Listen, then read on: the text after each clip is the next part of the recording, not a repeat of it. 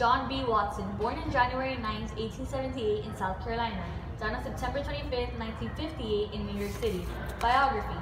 Graduated with a master's degree by the age of 21, established Psychological School of Behaviorism. He was devoutly religious and named after a Baptist minister. One of his famous experiments was the Little Albert Experiment. He was accepted to Furman University in South Carolina, enrolled in a graduate program at the University of Chicago where he studied psychology.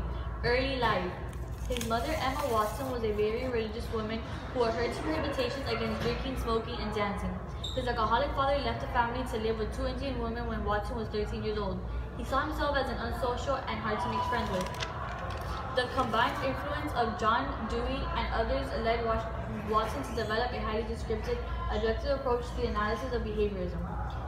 Career. Watson went to the University of Chicago and studied the field of comparative psychology and also studied animals.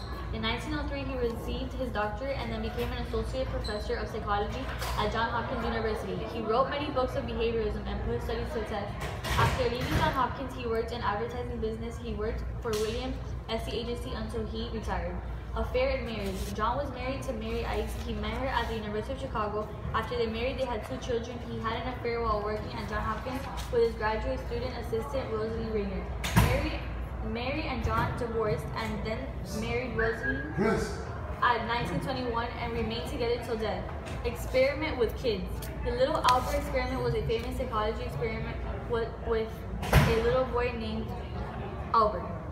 The participant in the experiment was a child that was 9 months old. When the little Albert was around 9 months old, they started putting him to the test using a white rabbit, a monkey, mask, burning newspapers, and observed the boy's reactions.